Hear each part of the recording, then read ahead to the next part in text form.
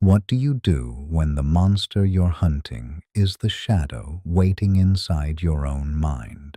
The human brain is a master of deception. It can rewrite your memories, blur the line between dreams and reality, and lock away secrets too heavy for the conscious mind to carry. But the most terrifying thing your mind can do, it can hide a monster right behind your own eyes. The police called him the Clockmaker. He didn't target innocent people. He hunted the untouchables, corrupt judges, wealthy human traffickers, and brutal criminals who used money and legal loopholes to escape justice. Every time he struck, the execution was flawless. No DNA, no fingerprints, no forced entry. He left only one clue, an intricate vintage silver pocket watch placed gently in the victim's cold hand. The hands of the watch were always frozen, set exactly to midnight.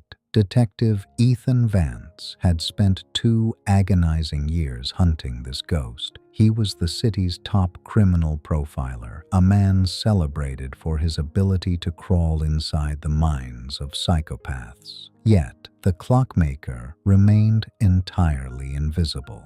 Ethan was always one step behind, arriving at the crime scenes just as the echo of the midnight chime faded into the dark. What Ethan didn't know was that the ghost wasn't running away from him. It was living inside him. Ethan's obsession had consumed his life. He looked like a walking corpse, his skin pale, his eyes hollowed out by deep, dark circles. Ever since his wife was killed in a hit-and-run 2 years ago and the wealthy driver walked away completely free, Ethan had forgotten the meaning of peace. Sleep was a luxury he could no longer afford. To combat his severe trauma-induced insomnia, Ethan visited a shady, underground psychiatrist who prescribed an experimental, heavy-grade sedative. The blue pills gave him sleep, but they demanded a terrifying price. Ethan began experiencing severe blackouts. He would close his eyes at night and wake up 8 hours later, fully dressed, with a pounding headache and completely missing blocks of time. One rainy Tuesday night, the heavy ticking of the clock in his office felt like a hammer hitting his skull. Tick, tick, tick. The phone rang. It was his partner, Detective Miller. Another body had been found, a billionaire property tycoon who had recently burned down his own apartment complex for insurance money, killing 3 families, was found dead in his penthouse. Ethan rushed to the scene. The penthouse doors were locked from the inside. There were no signs of a struggle. And there, resting on the billionaire's chest, was a ticking silver pocket watch. The time read 12 a.m. Ethan picked up the watch, his hands trembling. As a profiler, he noticed something strange about the craftsmanship. The internal gears were incredibly rare, custom-made brass wheels from the 1940s. Determined to catch a break, Ethan took the serial number on the gears and tracked them to a hidden, dusty antique shop tucked away in the foggy outskirts of the city. He pushed the door open, the bell chiming softly. An old, blind shopkeeper sat behind the counter, polishing a grandfather clock. "I'm Detective Vance," Ethan said, flashing his badge out of habit. "I need to know who bought these specific vintage watch gears over the last few months." The old man stopped polishing. He tilted his head, listening to Ethan's voice. A strange, knowing smile crept onto the old man's face. "Is this a joke, detective?" the shopkeeper asked softly. "I don't joke about murder," Ethan snapped, slamming his hand on the counter. "Give me the name." The old man sighed. "I don't need a ledger for those gears, sir. I only have one customer who buys them. He comes in every Tuesday night during my late hours. It's you, Detective Ethan. You buy them yourself."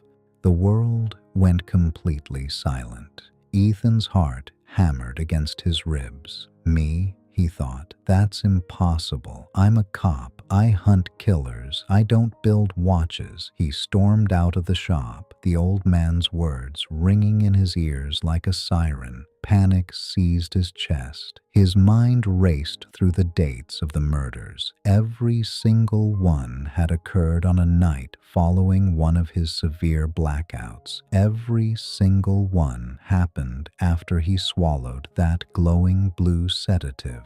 Ethan drove back to his apartment, hyperventilating. His hands shook so violently he could barely unlock his front door. He looked around his messy apartment.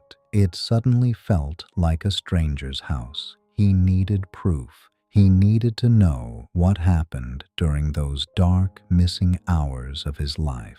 Ethan grabbed a hidden security camera from his tactical gear bag. He mounted it high up in the dark corner of his bedroom, angling the lens to capture his bed, his desk, and the front door. At 10 p.m., Ethan sat on the edge of his mattress. He held the blue pill in his hand. He was terrified to take it, but he knew that if the monster was inside him, he had to lure it out. He swallowed the pill, lay down, and closed his eyes. The darkness took him instantly. The next morning, the harsh morning light woke him up.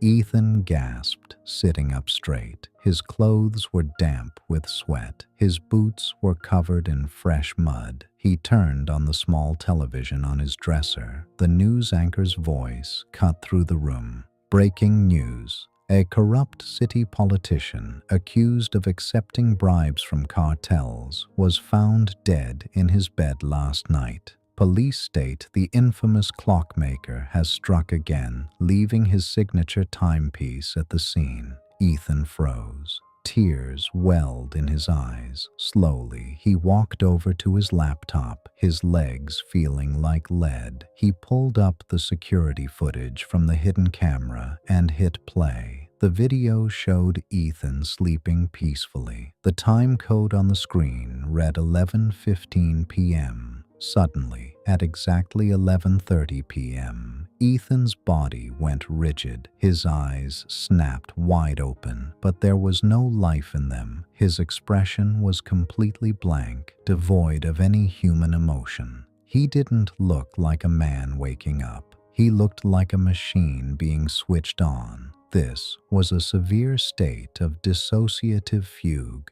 a psychological phenomenon where the mind completely splits under extreme trauma, creating a secondary personality to handle things the conscious mind cannot bear. On the screen, Ethan watched his sleepwalking self sit up with perfect military posture. He walked over to the desk, unlocked a hidden compartment beneath the drawer that Ethan didn't even know existed, and pulled out a set of watchmaking tools. With surgical precision and terrifying speed, the sleepwalking Ethan assembled a vintage silver pocket watch. He then put on a heavy black coat, slipped the watch into his pocket, and walked out of the apartment into the dead of night. Ethan stared at the screen in absolute horror. He opened his desk drawer and ripped the bottom panel away. There they were, dozens of vintage gears, watchmaker tools, and one final completed silver pocket watch. He checked his wrist. It was 11:59 a.m. Ethan's conscious mind had dedicated his life to upholding the law, but his fractured, traumatized subconscious, broken by the unjust murder of his wife, had grown tired of a broken legal system. It had engineered a vigilante alter ego to execute the brutal justice the world refused to give. He was the detective, the judge, and the executioner. He had spent 2 years hunting himself. As the realization crushed his spirit, Ethan heard the faint sound of police sirens approaching his building. The old shopkeeper must have called his partner. The invisible clockmaker had finally been found. We often believe the monsters we fight are hiding in the shadows of the outside world, lurking in dark alleys or crowded streets. But psychology teaches us a much darker truth. When we obsess over fighting darkness without healing our own deep trauma, we risk becoming the very evil we are trying to defeat. You can outrun any criminal, you can solve any mystery, but you can never outrun the shadow waiting inside your own mind. Have you ever looked at someone else's life and felt like yours was not enough? Tell me in the comments, and share this with someone who needs to hear it today.